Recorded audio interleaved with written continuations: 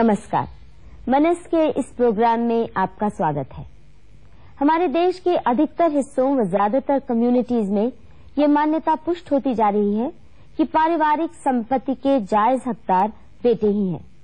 बेटियों को दहेज के रूप में माँ बाप भले ही हजारों लाखों का सामान दे दें, पर पिता की जायदाद में बेटियों को हिस्सा बहुत कम परिवार देने को तैयार है। इस मान्यता का औरतों की जिंदगी पर क्या असर पड़ता है, इसकी कुछ झलक आज मनस के इस प्रोग्राम में आप देखेंगे। आजादी के बाद बना हमारे देश का संविधान इस बात का आश्वासन देता है कि देश के सभी नागरिकों को समान अधिकार प्राप्त होंगे। सन 1950 के दशक में हिंदू कोड बिल पेश करते वक्त सरकार ने इस बात का बहुत क्रेडिट लिया था कि ये नया कानून औरतों को संपत्ति में बराबरी का अधिकार देकर एक सामाजिक क्रांति लाएगा। लेकिन सन 1956 में उत्तराधिकार संबंधी जो कानून हिंदू सक्सेशन एक्ट के नाम से पारित हुआ, उसमें स्त्रियों को बराबर का अधिकार देने की बजाय उनको बेदखल करने के नए नए प्रावधान बनाए गए। आज तक हिंदू को उपासनरी सही सलामत है और हमारे कानून में उनको मान्यता मिलती है। इसका मतलब ये है कि आज तक हिंदू जो पुरुष है उसको जन्म का अधिकार है, जन्म से ही पैदा अधिकार है अपने माता पिता के प्रॉपर्टी में, उसको जन्म से ही अधिकार मिलता है। एंसेस्ट्रल प्रॉपर्टी में ये अधिकार हिंदू महिला को डॉटर को नहीं मिलता है। हिंदू सक्सेशन एक्ट ने हिंदू को उपासनरी को अबॉलिश नहीं किया। ये सबसे पहली बड़ी गलती है, सबसे पहली इनइक्वालिटी की जड़ है, सोर्स है। दूसरी बात यह है कि हिंदू सक्सेशन एक्ट के आने के बाद किसी भी हिंदू मेल को अपनी विल बनाने का अधिकार मिल गया और बाय विल वो सिर्फ अपनी सेल्फ एक्वायर्ड प्रॉपर्टी ही नहीं विल कर सकता है, लेकिन अपनी एंसेस्ट्रल प्रॉपर्टी जो उसके शेयर में आती है वो भी विल कर सकता है। मैंने अभी तक ऐसा कोई विल नहीं देखा जिसके अंदर लड़की को प्रॉपर्टी दी गई है। ज्यादातर अगर उनको कुछ दिया भी जाता है तो कुछ दहेज दे दिया गया, कुछ जेवर दे दिया गया, कुछ पैसे दे दिए गए, कुछ शेयर दे दिए गए। प्रॉपर्टी में उसको हक नहीं दिया जाता, घर से उसे स्पेशली वंचित किया जाता है। पारंपरिक हिंदू कायदों के अनुसार संपत्ति किसी व्यक्ति विशेष की नहीं, पूरे परिवार की मानी जाती थी, जिससे औरतों समेत हर परिवार के छोटे बड़े सदस्य को रख रखाव यानी मेंटेनेंस और रेजिडेंस का हक गारंटीड था। कोई भी परिवार का मुखिया दूसरे सदस्यों को बेदखल नहीं कर सकता था। हिंदू सक्सेशन एक्ट ने अंग्रेजी कानून की नकल कर वसीयत का हक पुरुषों को दे दिया, जिससे जायदाद पूरे परिवार की न रहकर पुरुषों की निजी मिल्कियत बन गई। नतीजा, औरतों को माँ, बहन, पत्नी व विधवा के रूप में पुरुष आसानी से बेदखल कर सकता है। जिस आदमी के लड़के भी हैं और लड़कियां भी हैं, वो ऐसा समझता है कि लड़कियों की तो मैं शादी कर दूं और लड़कियों को अपनी जायदाद में से कुछ भी हक ना दूं और अपनी जायदाद में से मैं केवल हक अपने लड़कों को दूं।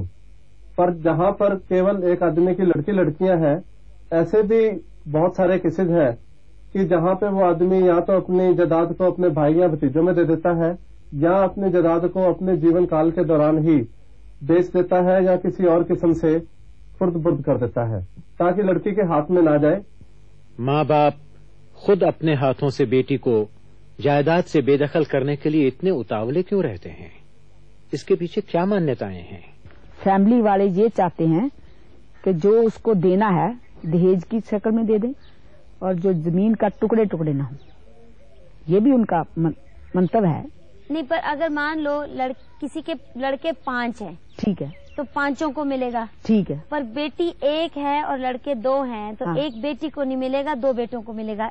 तो टुकड़े तो सिर्फ बेटे भी करते हैं। हाँ जी, वो भी करते हैं, लेकिन वो समझते हैं कि वो जो दूसरी फैमिली आएगी हमारे घर में, वो शायद ज्यादा हमारे घर के रीति रिवाज को खराब करेगी।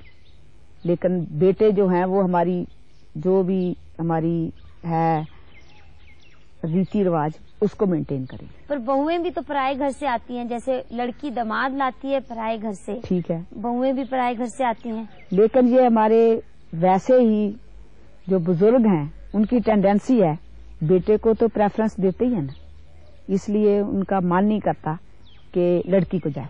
समझो बेटी अपन दिए तो समझो पुणे में दे दी, जमीन है तो पुणे में बेटी रहकर यहाँ की जमीन कैसी करेगी?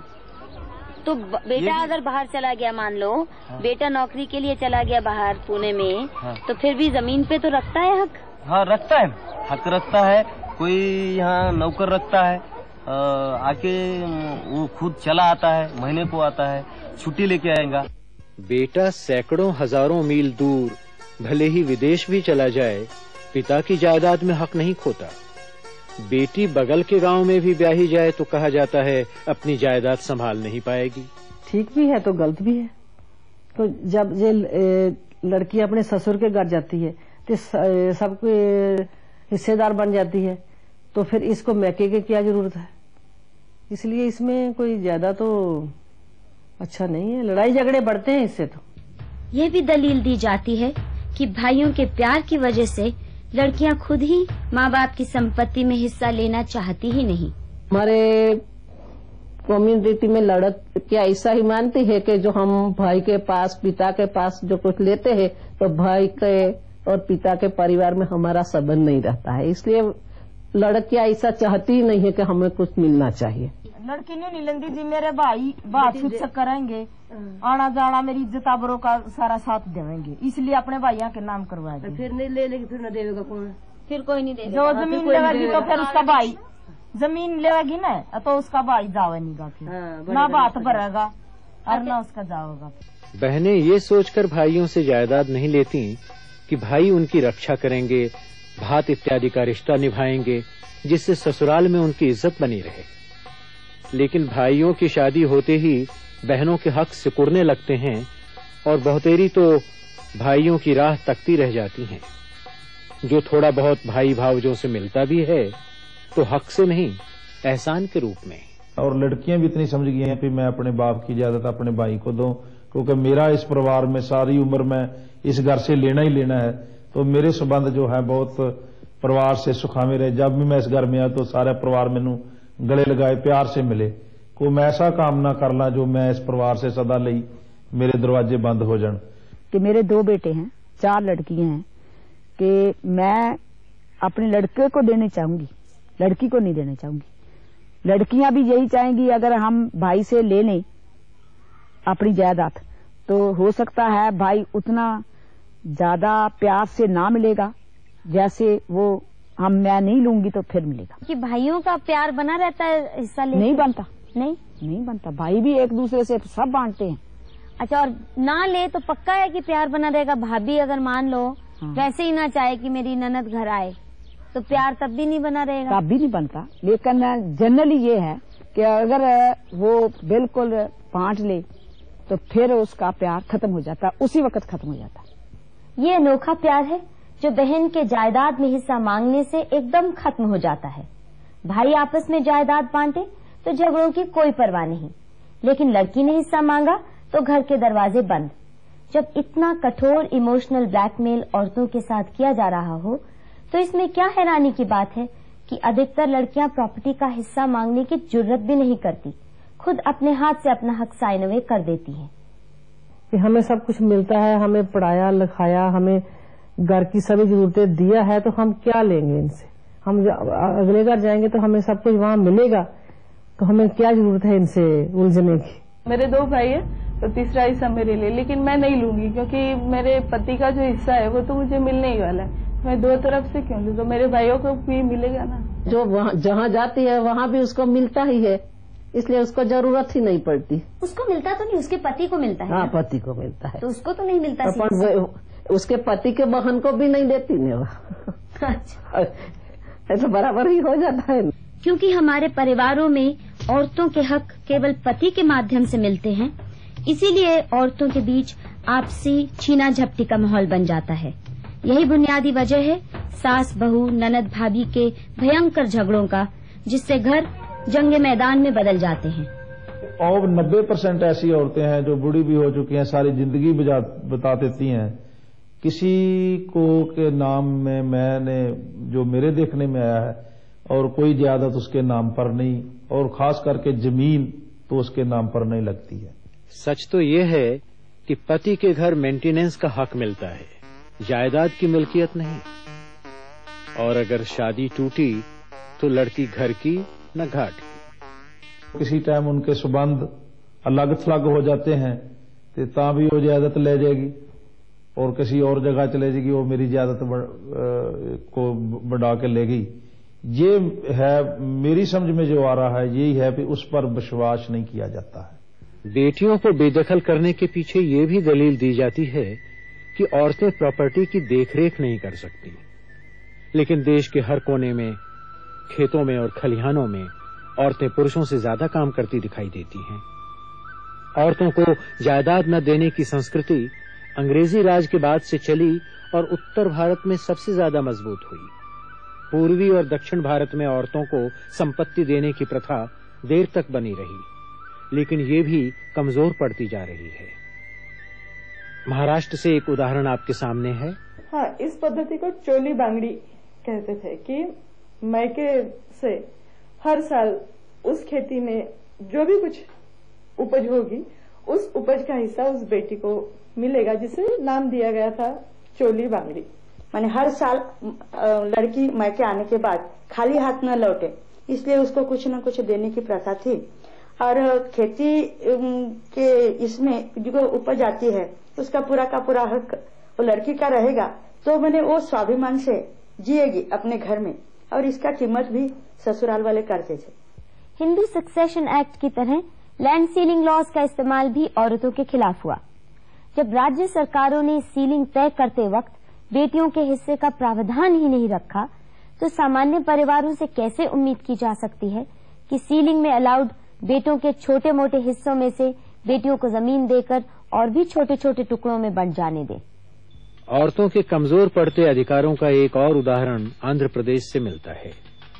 यहाँ कुछ कम्युनिटीज में बेटी घर की लक्ष्मी होने के नाते फसल के पहले हिस्से की हकदार थी। बिना लड़की को उसका हिस्सा दिए घर में फसल ले जाना अपशकुन माना जाता था। इसको बुट्टा प्रथा कहते थे। परंतु ये रिचुअल केवल यादगार के रूप में बचा है और कुछ एक बेटियां लेती भी हैं तो फसल का टोकन मात्र। फसल की पहली ढेरी के आसपास घर के पुरुष यूं एक घेरा सा बनाते और उसमें से घर की बेटियां आकर अपना अपना बुट्टा भर लेती। पहले हर छोटी से छोटी लड़की के नाम पर धान निकाला जाता था और उसको बीज के रूप में या किसी जरूरतमंद को ब्याज पर दे देते थे, जिससे वापस 1.5 गुना अनाज मिलता, जो साल दर साल बढ़ता रहता और उससे प्राप्त धन उसी लड़की के नाम पर इकट्ठा हुआ करता था। ऐसा जमा जमा करते हुए बच्ची पैदा हुए जब से लेके बच्ची को शादी करे तक ऐसा जमा करके कभी उसमें से बच्ची को कुछ जरूरत है तो भी उससे लेके बना लेते, वो रिंग, वो नेकलेस, नहीं तो कपड़े कुछ तो भी होना है तो बच्ची को देते। वो बुट्टे के जो धान रहते हैं ना, वो नागुलू बोल के देते, हमारे तेलुगु में नागु बोलते, नागुलू को दे दिए तो डबल आते अपने। तो ये ऐसा कस्टम है, ऑस्पिशियस घर ला के बुट्टा लेने का ऑस्पिशियस समझ रहे। अगर वो रोक के तो ये लोगों को बरकत नहीं होता, बहुत उनका खेती नहीं बढ़ते बोल के डरते। ये अधिकार लड़की की शादी के बाद भी बना रहता था, परंतु अब ये प्रथा लगभग लुप्त होती जा रही है। आंध्र प्रदेश में कम्मा इत्यादि कुछ ऐसी कम्युनिटीज हैं जो भले ही लड़की को जायदाद का वारिस न बनाएं, लेकिन शादी के वक्त लड़की को माँ बाप के मकान जायदाद का कुछ हिस्सा देने की प्रथा बहुत से परिवार अभी भी चला रहे हैं। हमारा जो कस्टम्स है वो अगर वो फैमिली को लैंड्स बहुत है और गोल भी ज्यादा है, जैसे लोग उनको अगर बेटा है तो बेटा को 50% मिलेंगे ऑफ द प्रॉपर्टी, एंड बाकी जो है suppose they have 2-3 daughters, it's distributed among the 3 daughters. So basically the importance is given to the beta and the beti gets only the balance. And suppose they have only say 30-40 acres, so 40 acres बेटा को मिलते हैं और जो cash है, जो jewellery है, वो बेटी को they distribute among the daughters. They don't give it in the son-in-law's name. What they do is a part of it is given, say, to buy a vehicle or for their parents' expenses, or if he is having a sister, वो sister के शादी के वास्ते, like that थोड़ा उसको देंगे. Major shrunk will be only with the daughter.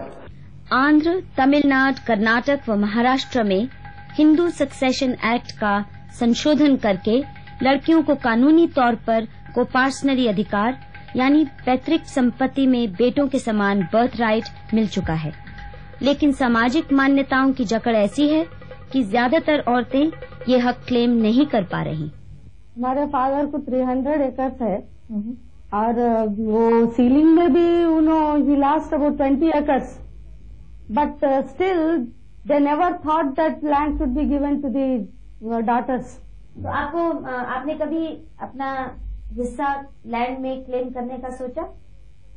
हम तो कितना लैंड है बोल के पूछने तक भी हिम्मत नहीं करे. हम लैंड लेने का किधर से हम लोग सोचते. देश के जिन हिस्सों में लड़की को जायदाद या जमीन न देने की प्रथा रही है, वहां लड़कियों को स्त्री धन के रूप में सोना, चांदी, पशु इत्यादि देने की प्रथा रही, जिससे कि लड़की की सुरक्षा बनी रहे. लेकिन आधुनिक दहेज ने ये सुरक्षा भी खत्म कर दी. मसलन हरियाणा के इस परिवार को लीजिए.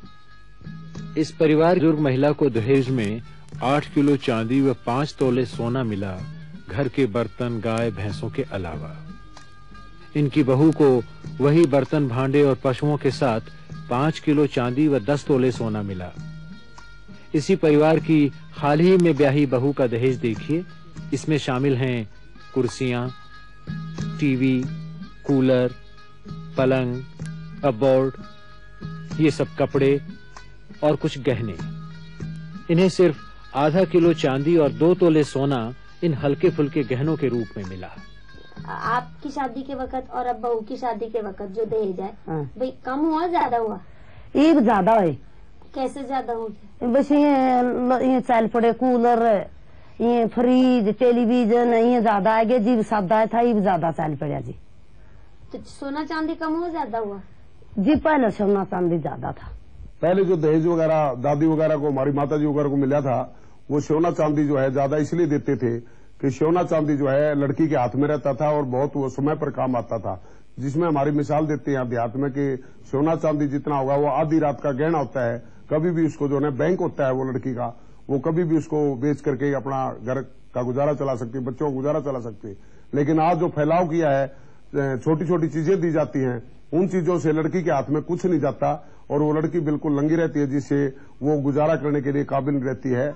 यानी हजारों रुपया खर्चने के बाद भी लड़की के पास ऐसा कुछ भी नहीं जिससे उसका अपना आर्थिक आधार बन सके, जिससे 2 पैसे उसके हाथ में आ सके, ताकि उसे मोहताजी का जीवन न जीना पड़े. पूरे के तो 9 किले हैं आपने तो अपने. उसमें आपके नाम की कोई जमीन है? ना जी, हम तो 2 रोटी चाहिए, जमीन मालिक के सिर है. नॉर्थ ईस्ट और दक्षिण भारत में ऐसी कई कम्युनिटीज पाई जाती हैं, मसलन केरल की नायर कम्युनिटी, जिनमें बेटियां शादी के बाद भी मां के घर में ही रहती थीं. इस मातृवंशी घर को तारवाड़ कहते थे. पति पत्नी के घर मेहमान के रूप में आते और बच्चे मां के तारवाड़ में ही पलते थे. And the entire property belongs to the entire Tharwad. So a woman had a natural right to stay in her house, to have her food there, to be protected by her brothers and maternal uncles. She could be sure that when a child was born to her, that child would get equal rights with everybody else in the family. Unlike what is commonly known, this was not a practice only among the Nayars, but many others, including the entire Mappilas means Muslims of Malabar, and Eravas, and southern Travancore, a community called Nanjanad Vellalas, who were all numerically strong, were practicing it. इस मरुमकट्टयम system में बच्चों को संपत्ति मां के वंश से ही मिलती थी, लेकिन बेटियों का मां के तारवाड़ में मुख्य अधिकार रहता था. तारवाड़ में पिता की नहीं, मामा की भूमिका महत्वपूर्ण होती थी. पति पत्नी के रिश्ते से ज्यादा अहमियत भाई बहन के रिश्ते की होती थी, एक ही वंश और तारवाड़ के सदस्य होने के नाते. What is good about it was the absolute security it gave to the woman. the rights over property she had, the rights in the family she had. So if a major decision was taken, the men of the family, they are the decision makers, but they would see to it that the older women in the family, the mothers, grandmothers, elder sisters, would always be consulted. So they had a position of dignity within the family. अंग्रेजी हुकूमत के हस्तक्षेप से मैट्रिलिनियल communities के रीति रिवाज व property holding system टूटने लगे। इस प्रक्रिया को आजाद हिंदुस्तान की सरकार ने और बढ़ावा दिया। हिंदू लॉ रिफॉर्म के नाम पर मैट्रिलिनियल सिस्टम को बिल्कुल नष्ट कर दिया गया। The influence of the British, the missionaries, English language, the new ideas which came in the 20th century, not only through the British and by the British, but which came to other parts of India also. Kerala की मातृवंशी उत्तराधिकार प्रथा तो अब लगभग खत्म हो चुकी है, पर कम से कम आज भी बेटे और बेटी को संपत्ति में बराबर का अधिकार मिल रहा है। यही एक बुनियादी वजह है कि केरल की स्त्रियों की परिस्थिति अन्य प्रांतों की औरतों के मुकाबले में पढ़ाई लिखाई, कमाई, शिक्षा, स्वास्थ्य व सोशल स्टेटस के लिहाज से बहुत बेहतर है। औरतों को संपत्ति का अधिकार न देने वाली कम्युनिटीज की मान्यताएं हर पहलू से औरतों के लिए घातक सिद्ध होती हैं। इन्हीं कम्युनिटीज में दहेज प्रथा भी पाई जाती है, न कि संपत्ति का अधिकार देने वाले संप्रदायों में। दहेज प्रथा डिसइनहेरिटेंस यानी संपत्ति अधिकार से वंचित होने का परिणाम है, कारण नहीं। और फिर दहेज की आड़ लेकर बेटी को बोझ समझना, अपना नहीं पराया मानना, औरतों को नकारने व उत्पीड़न देने वाली ये सारी की सारी मान्यताएं बेटियों को जायदाद से बेदखल करने वाली कम्युनिटीज में ही पाई जाती हैं। जहां लड़कियों को प्रॉपर्टी दी जाती है, बेटियां पराई अमानत नहीं, माँ बाप के परिवार का अटूट अंग मानी जाती हैं। लड़की को जायदाद से बेदखल करने वाले संप्रदायों में बेटियों के साथ बचपन से ही भेदभाव शुरू हो जाता है। हरियाणा, पंजाब, उत्तर प्रदेश, राजस्थान व उत्तर भारत के अन्य प्रांतों में लड़की के पोषण, पढ़ाई और स्वास्थ्य की ओर उतना ध्यान नहीं दिया जाता जितना बेटों की तरफ। इन्हीं कम्युनिटीज में फीमेल इन्फेंटिसाइड की प्रथा भी रही है। वह औरतों और लड़कियों का मृत्यु दर लड़कों व पुरुषों से कहीं ज्यादा है। उदाहरण के तौर पर केरल में 1000 पुरुषों के अनुपात में 1036 स्त्रियां हैं, जबकि उत्तर प्रदेश में केवल 879 व हरियाणा में केवल 865। जहां औरतों को मिल्कियत का हक नहीं है, वहां आने जाने व औरों से मिलने जुलने पर भी तरह तरह की बंदिशें रहती हैं। यहाँ तक कि घर और खेतों का काम भी मनाहियों के दायरे में करना पड़ता है। पर्दा व घूंघट इन्हीं क्षेत्रों की पहचान है। भले ही औरत कितना ही काम क्यों न करे, उसे कमाई के साधनों से दूर रखा जाता है, और कमाई करे भी तो पुरुष के कंट्रोल में रहती है।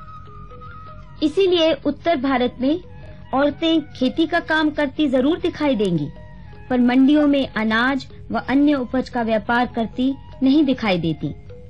केरल व उत्तर पूर्वी प्रांतों में जहां औरतों को जायदाद का हक है, औरतें पर्दे में बिना सिकुड़े खेती का ही नहीं, मार्केटिंग इत्यादि का भी काम निसंकोच करती हैं।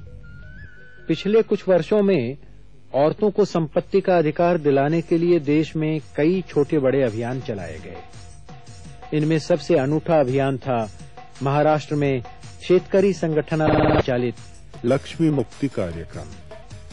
शेतकरी संगठना ने अपने समर्थकों व कार्यकर्ताओं का आह्वान किया कि जिस भी गांव में 100 व उससे अधिक परिवार घर की औरत के नाम स्वेच्छा से जमीन का एक हिस्सा ट्रांसफर करेंगे, उस गांव को लक्ष्मी मुक्ति गांव के रूप में सम्मान पत्र दिया जाएगा, एक बड़े जश्न के साथ।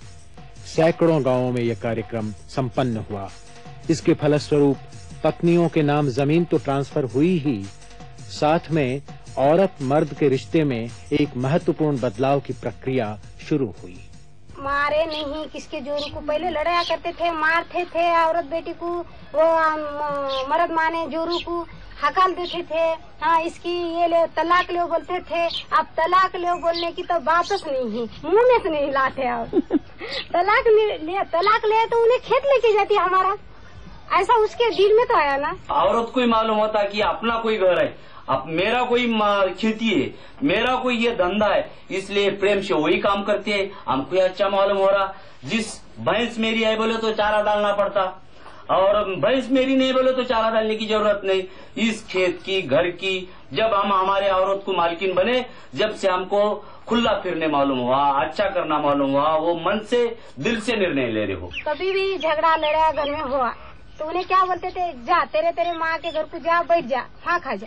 आप बैठ बोलते क्या, लड़ाया हुआ जा जो तुम्हारा तुम खा लो, तुम्हारे हाथ से पका के, हमारे हम हाथ से पका के खाते। ऐसा तो हमारे को हिम्मत है ना, पहले थी क्या नहीं थी, हमारे को माँ बाप के घर को जाना था, अब नहीं, अब हमारा खेत है बोल के हम बैठ। क्या बेटी के हक को लेकर इस कार्यक्रम को इतना अच्छा रिस्पांस मिलता? इतना तो रिस्पांस नहीं मिलता था जितना अपने पत्नी को हिस्सेदार बनाने में बहुत बड़ा रिस्पांस मिला, उतना बहन को नहीं मिलता था। क्योंकि बहन अपने घर में रहने वाली नहीं है, वो पराई है, दूसरे घर में जाने वाली है। बाद में सब लफड़े बनते हैं, क्योंकि वो उनके हस्बैंड फिर जमीन छोड़ने को, वो बेचने को निकलते हैं। अपने बीवी अपनी पत्नी के नाम पे करने के, अपनी लक्ष्मी का अपने घर में रहती है, वो जमीन रहती है घर में, उसका कोई वो भाग भी नहीं जाती, जमीन भी वहीं रहती, इसीलिए वो तैयार होते। यानी ऐसे माहौल में भी बेटी या बहन के हक को मान्यता नहीं मिल पाई। कहने को तो औरत घर की लक्ष्मी है, पर अधिकतर परिवारों में उसे इतना मोहताज बना दिया गया है कि छोटी से छोटी जरूरत के लिए उसे दूसरों के आगे हाथ फैलाने पड़ते हैं। और फिर उसके अधिकार हनन का काम कोई दुश्मन नहीं, उसके अपने सगे संबंधी ही करते हैं, कभी सामाजिक रीति रिवाजों का हवाला देकर और कभी इमोशनल ब्लैकमेल द्वारा। सवाल संपत्ति लेने या न लेने का नहीं, बुनियादी सवाल है कि जिस लड़की के माँ बाप उसे बोझ समझे, अपना नहीं पराया माने, उसको ससुराल वाले क्यों अपना समझ लेंगे? जिसके पिता उसे जायदाद से बेदखल कर दें, उसका पति क्यों उसे अपनी प्रॉपर्टी में बराबर का हक देने लगा?